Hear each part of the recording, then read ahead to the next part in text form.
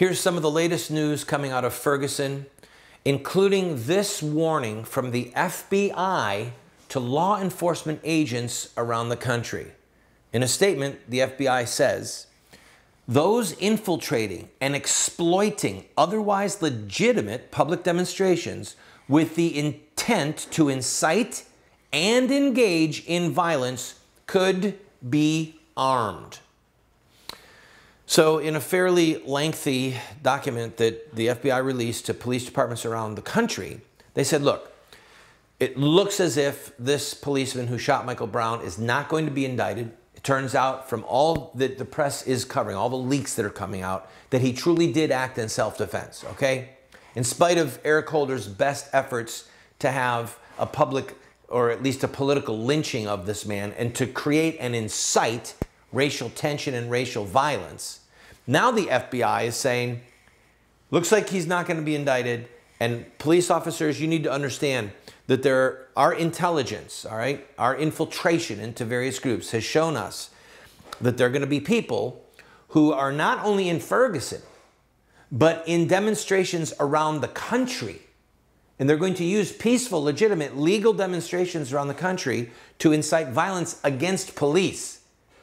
And these demonstrators are going to be carrying knives. They're going to be carrying guns, some of them. Some of them will be wearing bulletproof vests. And they're going to have with them gas masks. So that if the police send tear gas to disperse a violent crowd, one of these thugs would have the ability to laugh through the tear gas and continue doing whatever it is that he wants to do.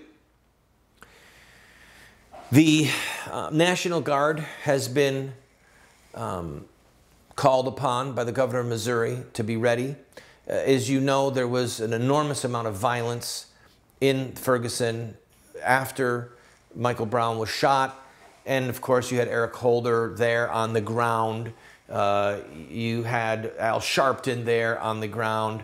People just inciting and inflaming racial tension. And now it looks like, at least the FBI is afraid, that it's actually going to be worse this time around. Worse. And I'm going to use this moment to talk about the fact that we've simply got to have some politically incorrect discussions as we go forward. All right?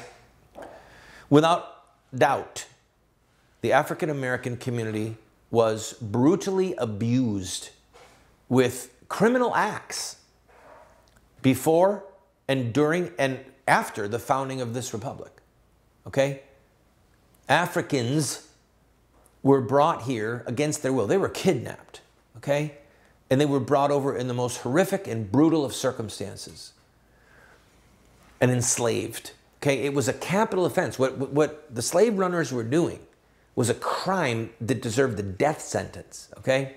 And then you had American, white, many of them professing Christians who were buying these poor souls, these poor human beings, enslaving them and using them as chattel property.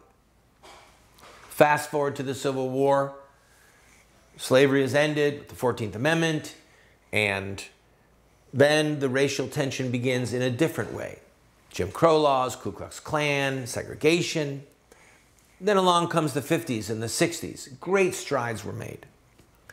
But along with the great strides that were made, in what has been great progress made with the healing of our nation on this point, there has also been the systematic destruction of the African American family precisely from the policies instigated by Lyndon Baines Johnson, President Johnson and his Great Society programs, creating welfare housing, creating a welfare generation, rewarding women economically for having multiple births out of wedlock. The more children you have, the more money you get, and then giving a financial incentive to lewd or lascivious African American males to not marry these women and not father their children properly. It's not enough to just be a sire.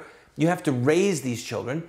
So that now this tragic, and I want to say these words, this generational curse that has come where you've got something over 70% of all babies born to an African American woman are born out of wedlock?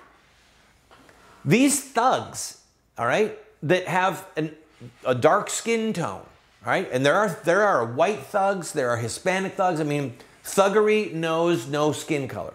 But statistically, all right, statistically, there are a large number of young African American males from a fatherless home who are involved in gangs and who are involved in violence, okay?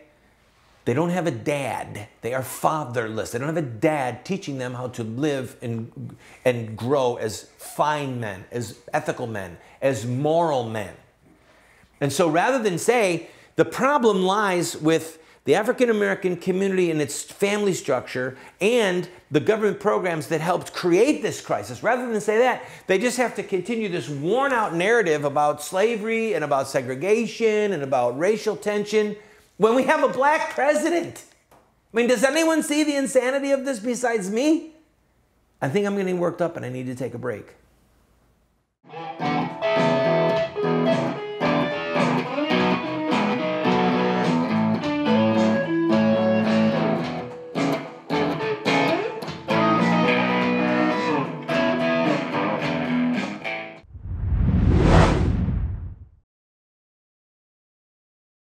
Do you want to get America out of the hands of wicked and unjust men and women who are destroying the republic before our eyes, and put leadership back into the hands of righteous men and women so that we don't die as a nation? Well, you're talking about social revolution, and there are rules in social revolution. We can look at the victorious social revolutions of the past, such as the end of slavery, the end of child labor, women's voting rights, the end of segregation, and so much more, and learn from their victories. Look at their actions, their images, their rhetoric, their sacrifices, and their final fruit. We will send you this series that originally cost $129, 7 books for students, 1 teacher's guide, if you'll give a gift of any size and just pay for shipping and handling. Take advantage of it today.